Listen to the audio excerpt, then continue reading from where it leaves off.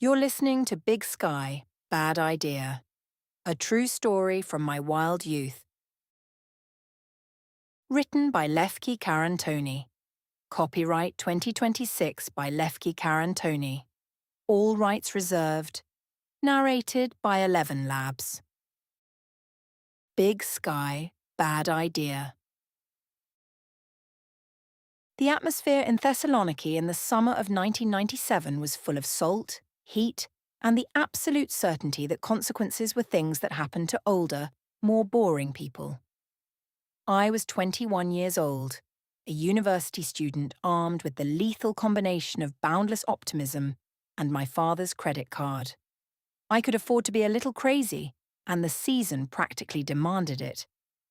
Enter David. He was an American English major, a title that, in the hazy, alcohol-soaked nights of a Greek summer, had a certain unearned literary glamour. We collided with the immediate, consuming intensity unique to holiday romances. Our days blurred into a montage of sweaty, thumping concerts in the city and escapes to the blindingly beautiful coastlines of Halkidiki. It was a time of cheap booze, endless sun, and the intoxicating delusion that the real world didn't exist. Of course, the real world eventually arrived, wearing the guise of an international departure gate. When he inevitably returned to America, the devastation was suitably theatrical. We clung to each other, promising forever, and I was entrusted with the sacred artifacts of a transatlantic long-distance relationship in the late 90s. A physical address and a landline phone number. The modern age had not yet arrived to offer the cold comfort of instant messaging or pixelated kisses. Instead, my longing was strictly, agonizingly, analog. As summer faded into the damp grey of a Greek November, the Mediterranean sun became a distant memory, replaced by the glacial pace of international airmail. Letters crossed the ocean, full of ink-stained yearning. The occasional expensive landline call, complete with satellite delays and crackling static, only deepened the void. It was during one of these bleak autumnal days that practicality deserted me. The sensible thing would have been to let the summer fling naturally decay into a fond memory. But sensibility was for the weak. Grand, cinematic gestures were for the 21-year-olds with access to a high-street travel agency. I decided, with the careless confidence of youth, to simply fly to him. The journey from Athens to Polson, Montana in 1997 was less of a flight and more of a prolonged hostage situation. The ordeal began at Hellinikon Airport, a chaotic hub fueled by duty-free ouzo and cigarette smoke. I boarded an aircraft that would, many grueling hours later, deposit me into the bureaucratic purgatory of JFK. From New York, the romance of travel died a slow, cramped death. With every connection, the aircraft shrank. By the time I boarded the final vibrating turboprop to Missoula, I was essentially strapped into a flying lawnmower, sustained only by stale pretzels and the stubborn momentum of a girl acting out a terrible idea. Upon landing, Montana presented itself not as the rugged cinematic frontier of cowboy lore, but as a monochromatic wasteland. They call it Big Sky Country.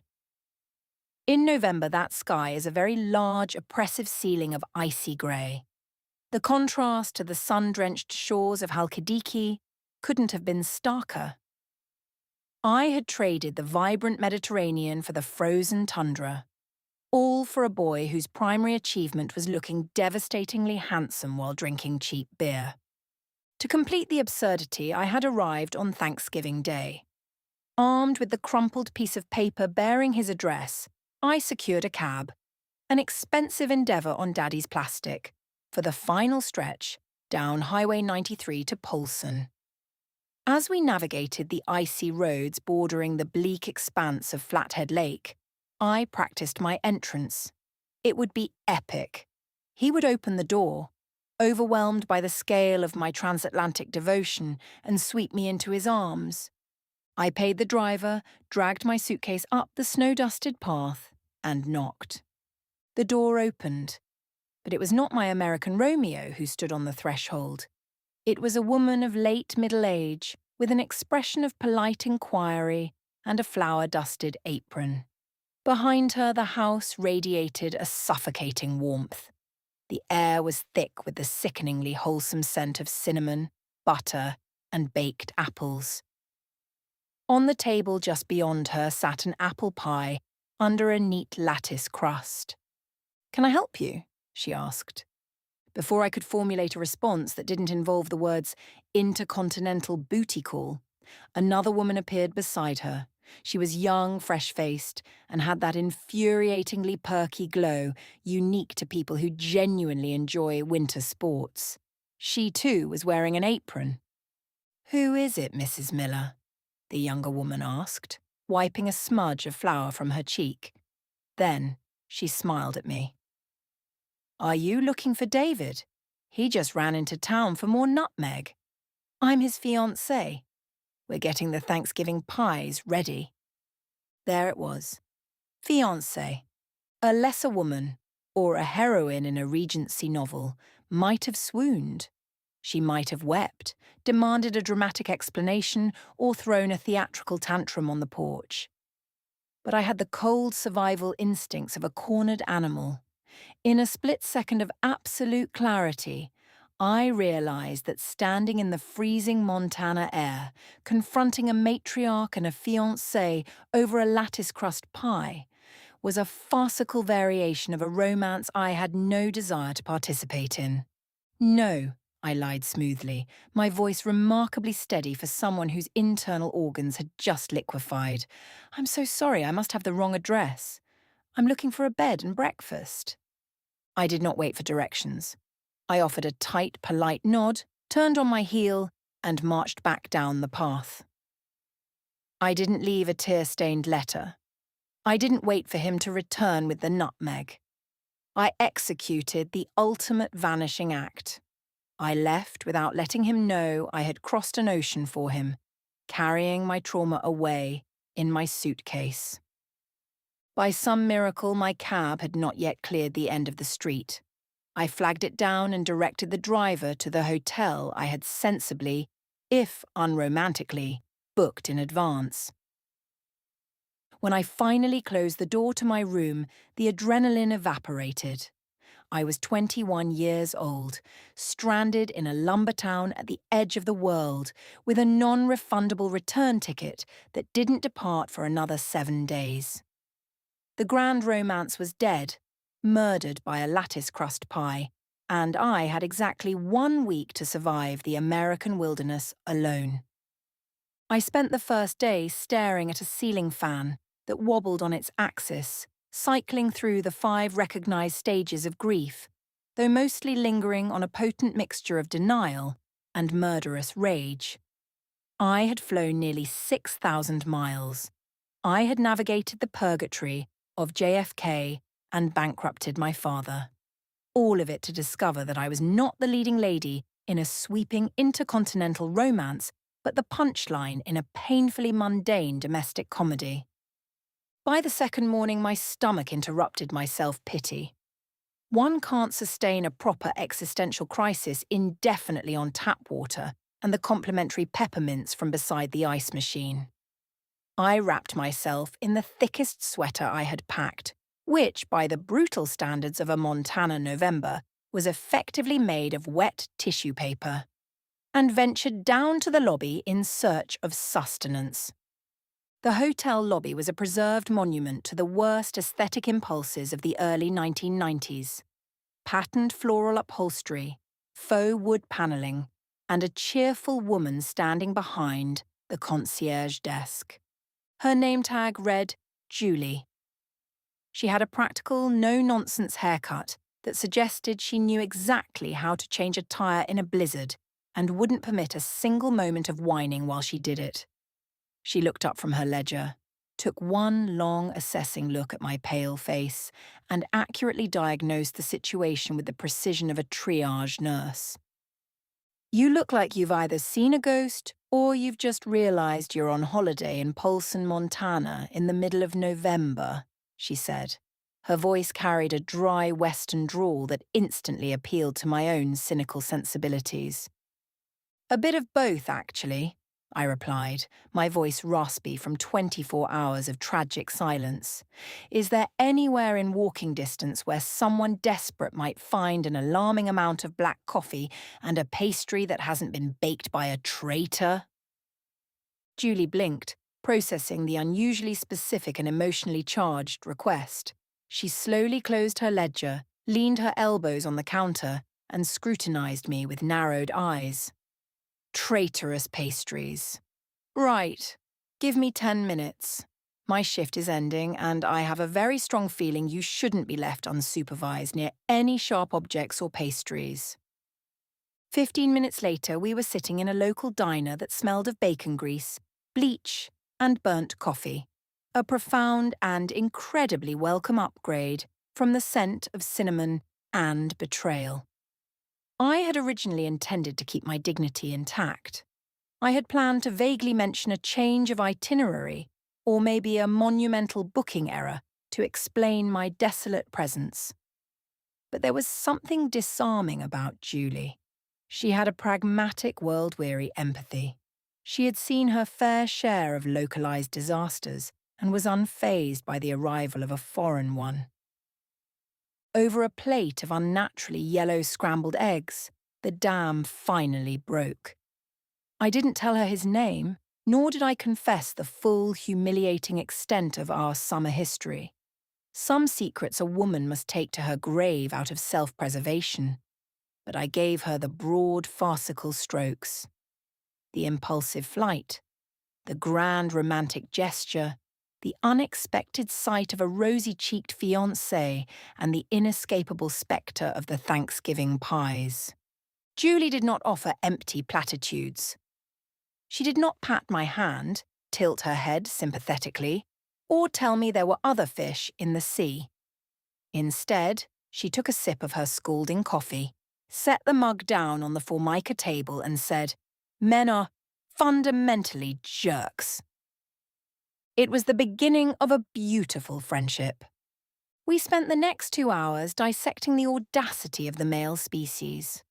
For the remaining 5 days of my self-imposed exile, Julie became my guide, my impromptu therapist, and my partner in crime. The grand romantic trip I had meticulously planned in my head was dead and buried under the permafrost. But in its place, a different, superior sort of travel emerged. We did not visit romantic, scenic lookouts. We did not hold hands while strolling by the icy, unforgiving shores of Flathead Lake. Instead, Julie shoved me into the passenger seat of her battered, heater-deficient sedan and showed me her unfiltered version of Montana. We drank cheap, acidic wine out of plastic cups in a dive bar where the floor was sticky and the jukebox only played mournful songs about pickup trucks and heartbreak. We went thrift shopping to combat the paralyzing cold, where I bought an impractical floor-length faux fur coat, looking less like a tragic heroine and more like a displaced, unhinged Russian oligarch. We laughed. We laughed until our ribs ached, fueled by the manic energy of disrupted plans and the liberating realization that I owed absolutely nothing to the romantic fantasy I had constructed. I was a stranger in a strange land, unmoored, unaccountable, and it was glorious. I realized then that travel, at its core, is not about the destination you intended to reach. It is about the spectacular mess that happens when you miss your stop, and the brilliant people who are there to hand you a drink when you're lost. The ghost of David, or whatever his name was, as he had been reduced to the moniker the Pie Chimp in all our conversations, never knew I was there.